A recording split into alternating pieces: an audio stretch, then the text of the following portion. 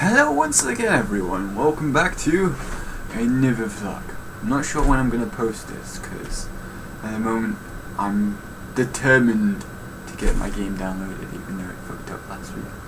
So I'm going to be spending most of the day trying to download that and get that all sorted out so I can start recording more gameplay videos again. But, be that as it may, I will post this at some point in the next couple of days.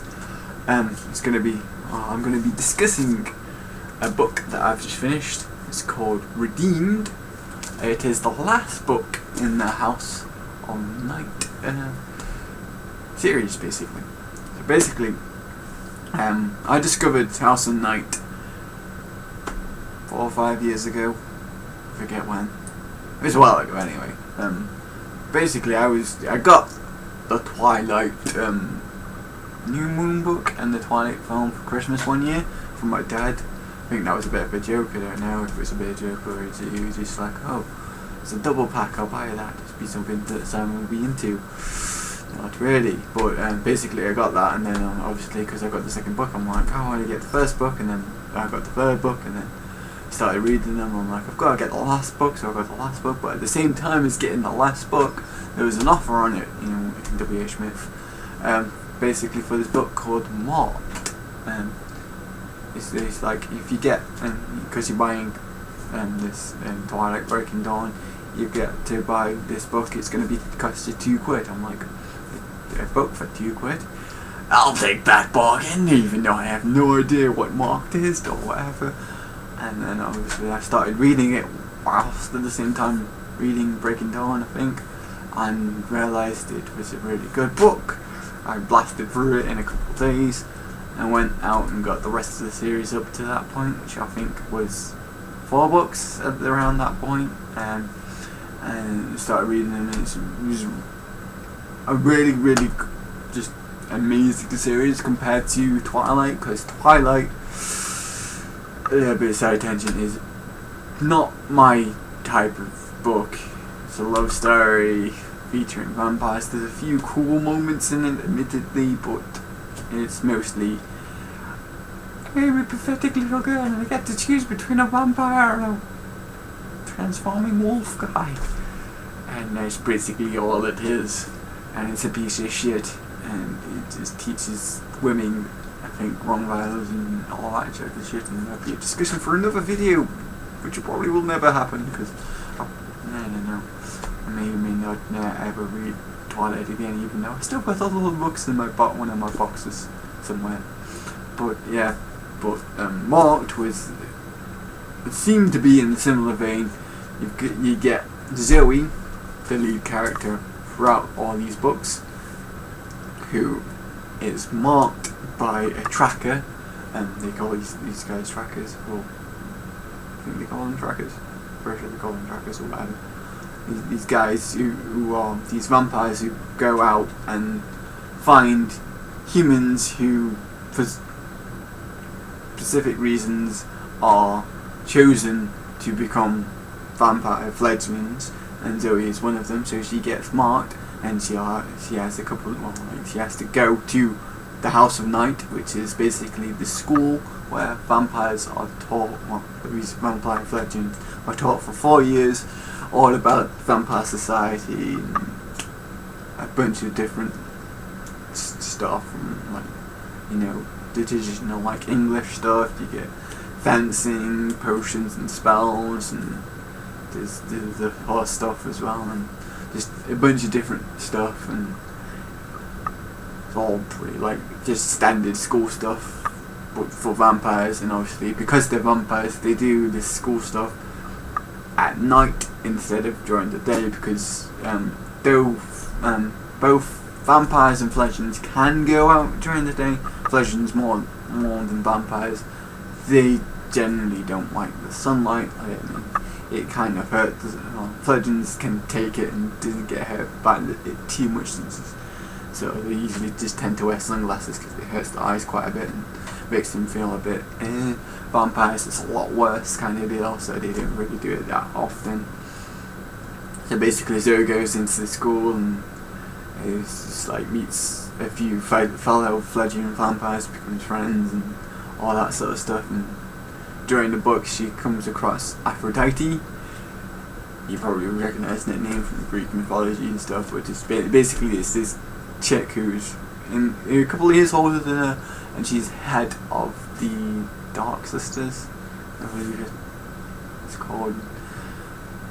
Basically, it's basically like a bit of a more exclusive club within the House of Night, where some of the fledglings go into this exclusive club and they handle doing some of the sort of rituals and stuff, kind of deal. And Aphrodite is basically like what was called as a high priestess in training. So in these House of Nights all the way around the world are led by high priestesses to Nyx, the goddess who basically is worshipped by the vampires as their goddess, because she kind of created the vampires.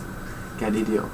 But yeah, but basically through the first book you see Zoe and Aphrodite go against each other, and in the end Aphrodite is doing this ritual thing and summons ghosts and bad spirits and stuff that try and kill Zoe and Heath. And Heath is like Zoe's human boyfriend before she was marked, and it's all complicated, and there's a bunch of boy stuff in this book as well, the teen acts and stuff.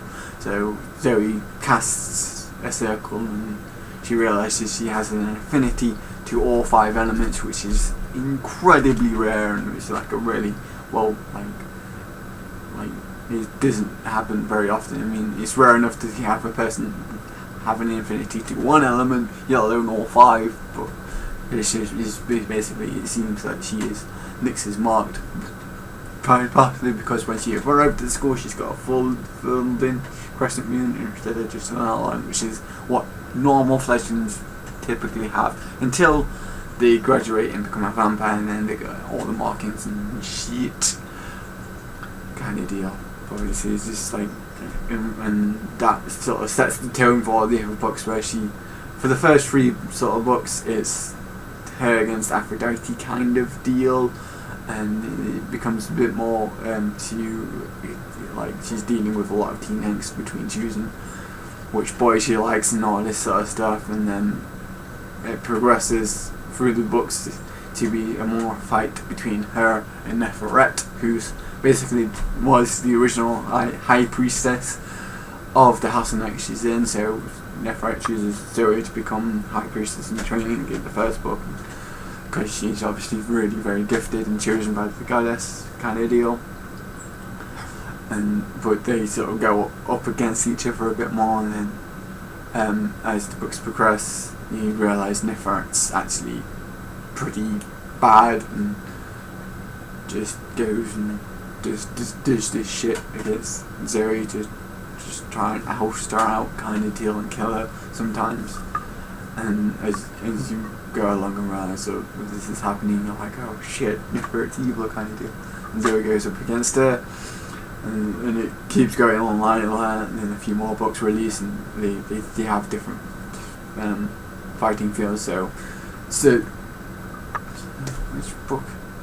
I think it's the 4th, the 5th and the 6th book. They go to Italy to basically go, because that's where the vampire high council is. So the high council is like the head of the whole entire vampire society. They make rules and kind of stuff, and they can settle disputes, and so they go here after Neferet's sort of birth to Colonia.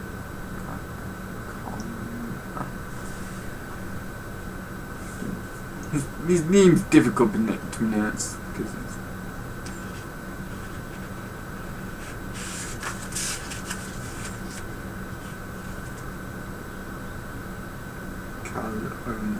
Kaluna. He's like an immortal who's been locked in the earth for a few centuries, and she basically gets him to be released from his earthly prison, and he's meant to be like this. He's like kind of at the start. At this point, he's an evil guy, and he sort of helps Neferet and stuff. And she takes him to the High Council and says, "This is Ouroboros incarnate kind of deal, because he's got the massive wings like Ouroboros, but black or silver."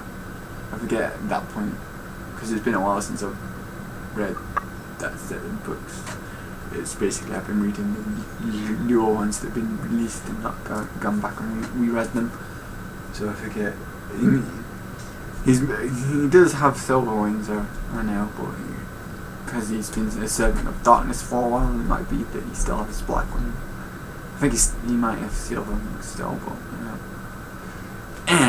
black or silver, it doesn't matter. He's got wings and stuff, so she says he's Ouroboros incarnate, and Ouroboros is basically the consort to Nyx,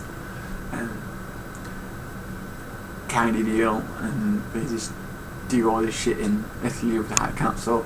Heath ends up dead at some point, and this breaks Zoe's soul apart, and she goes to the other world, and the whole book that's sort of set in the other world is she trying to resemble herself, and this kid called Stark, who's having not talked about it at all at this point, he comes in fourth book, I think, something like that. But yeah, fourth book, most likely.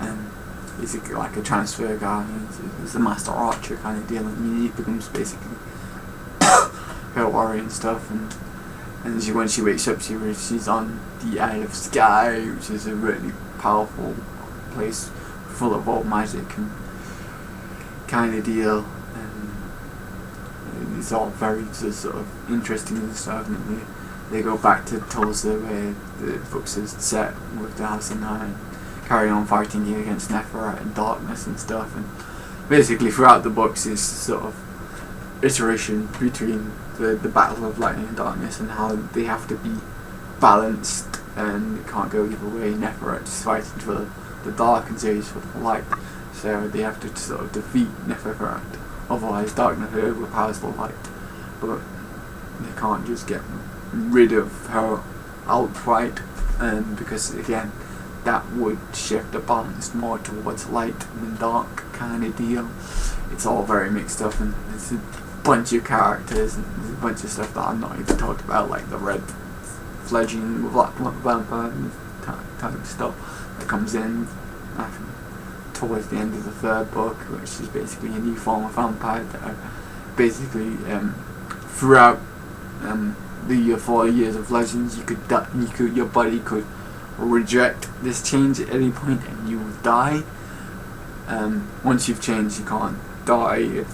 Well, you're not immortal, but you won't die unless you're obviously injured enough, kind of deal. And I don't know if old age will kill them, because they're really old.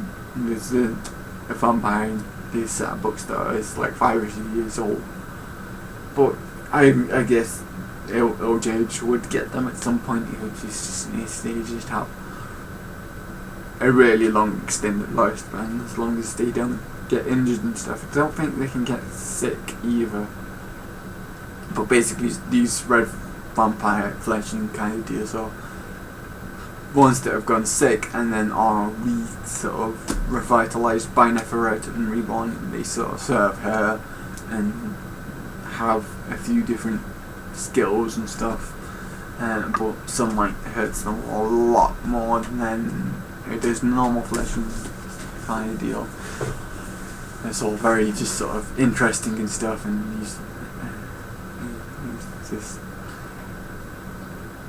a lot of interesting stuff happens, and then there's all the bunch of teen angst stuff with Zoe and choosing which boy she likes. So it's like at the start it's like between Heath and Eric, and then there's this teacher, and this teacher ends up dead, and then it's like Heath and Eric, and then it's Heath and Stark, and then it's like just Stark, and then it's Stark and Cordelia at some point, and then Oryx comes in at one point, who's basically has the soul of Heath, and it's like Stark and Oryx, and it's just like all this teen angst stuff, and then there's the whole other characters who have other teen angst stuff with choosing their sort of, relationship status kind of deal. But the teen angst stuff is sort of like sometimes it's pretty important. Like in the first couple of books, it seemed a lot more important, but some of it is sort of sometimes it's just a bit of background relationship stuff to what's the main sort of point of the books, which is the battle between light and dark. And this book, the one the Redeemed, is the last one in the series, and basically wraps up everything kind of deal. So it's like the last battle between Neferet and Zoe. So Neferet sort of comes back and she tells her after being briefly defeated by Zoe in one of the books, and she sort of goes on a killing spree. She kills like a bunch of people at her church, and she goes back to her apartments in this hotel called the Mayo, and she basically turns the Mayo into her own temple because she wants to be a goddess kind of deal and be worshipped by people. And she uses darkness to do that, and she kills a bunch of people in the hotel kind of deal. And it's all very bad and stuff. And so he has to figure out a way to defeat it using all magic and stuff, but she can't really do that, so they set up basically a protective spell to lock her in the Mayo for a temporary time whilst they figure out how to actually defeat her kind of deal. And yeah, and a bunch of other stuff happens. I don't really want to spoil it too much because this book already came out last month, and but there's a bunch of stuff, and eventually it comes to a really just nice conclusion. You see a lot of characters sort of develop during this book, so it's all sort of like, oh yeah, this character does this, and it's just like they change who they are kind of deal, and Caledonia gets redeemed, and he's accepted back at Nyx's side because he was once Nyx's warrior kind of deal. And these other characters, so it's basically like their redemption kind of journey of, oh, we've done this bad stuff, we're now fighting for the light kind of deal. And it's a good lesson and stuff. And at the end, I didn't totally expect this. I thought, once they defeated Neferet, this thing happens, and I'm like, I did not expect that, because I finished it last night. I'm like, that's actually really just nice to see them do that, and it's just sort of right. And I really hope that, even though this is technically the last House of Night novel featuring Zoe, perhaps, I don't know, or at least this story arc, the authors who are PC and Kristen Cast, which is basically the PC Cast, is a well-known sort of author who does this sort of mythological fairy tale kind of deal. She's done a few other books like this, and she writes this with her daughter Kristen, who obviously does all the teen, like, it's just like, oh yeah, these teens would act this way, Katie deal with the teen angst and stuff. And that's when they started writing this when she's a teenager, like 16 or something like that, and now she's like 20 odd. But yeah, but I do hope that this is carry on just using this world, because it's a really just well made world, and I can see that there might be other stories that could possibly be told, other sort of like, they can either do some more novellas, because they did 4 novellas which recounted the backstory of 4 different characters kind of deal, and it could be interesting to get some backstory on a couple of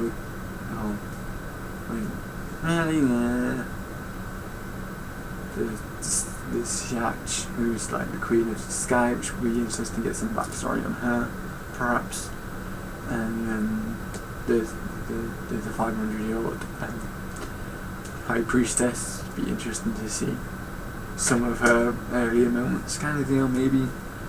But there is, like, I would really wish just to have some more stories in this, and I'm pretty sure I heard a rumour a few months ago that they are turning this series into a movie. Well, like, the first book's going to be a movie and whatever, and it's going to get into movies. I've not heard much since then, like, no directors / cast reveal. I'll probably keep looking to see if I hear anything on Facebook and whatever else, but you know, I do actually hope that they actually turn this into a movie series, because some of the imagery in these books would just be really cool to see on screen. There's certain moments that would just be epic, and it's actually like one of the, because there has been a bunch of vampire stuff, let's face it, in recent past, and I think vampire stuff is kind of falling off a little bit. I mean, to the sort of more into the young adult fiction stuff, and then the comic books, as well as, you know, the comic book movies have seen a rise in the last couple of years thanks to Marvel and stuff. But, you know, so it's like in the Twilight Age it was really popular, and they had True Blood, Vampire Diaries, and a bunch of other stuff. And then recently, through Geek and Sundry, I've just watched this thing called Morganville, which is some vampire-ish stuff in it, and that was actually decent-ish. I don't know. It was only 6 episodes. It's just like web series based, so it's quick to watch kind of deal, but it's still goodish. Whatever, watch, but you know. But with something like this is, again, it fits into the young adult fiction stuff. It has cool vampires, and it's actually got a really good sort of moral story to it of choosing sides between light and darkness, and not entirely focusing on the teen-like stuff, choosing a boyfriend like Twilight does. And I would highly recommend it to anyone who likes young adult fiction and is into vampires, to go ahead and check out House of Night. There was 5 comics made a couple of years ago which I've read, and they were pretty interesting as well. They said, oh, they would do some more, but I don't think they ever did some more. I don't know. But yeah, it's a really well-written series, basically, which I really enjoyed, and I would highly recommend it to anyone. And obviously with it, the 12th book being out now, you have 12 books to read of the main series, and an additional 4 books to read of novellas, which is added into the series. And then there was the Fledgling Handbook, which is basically like a textbook they use in the school, but I've not got that. It covers some like the spells and stuff. But yeah. Anyway, this discussion video has been incredibly long, but you know, when I cover a big book series like this, and this is the first time I've actually covered a book in the discussion videos, I've mainly done movies and TV, games before this. But yeah, so next vlog, I've got no idea what I'm going to be doing. Another discussion video, but I don't know on what yet. I am still reading another book series. Hopefully that'll finish that by the end of the year, and I'll discuss that, because I really do want to discuss that book series.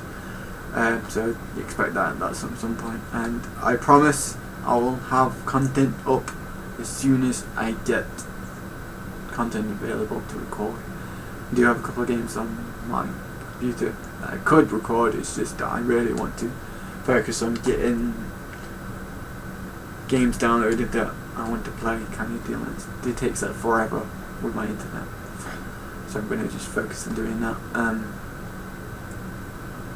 I do have some other updates, but I'll leave that for another video of what I'm planning on doing this month particularly. But yeah, I will see you guys next time. Peace out, Girl Scouts.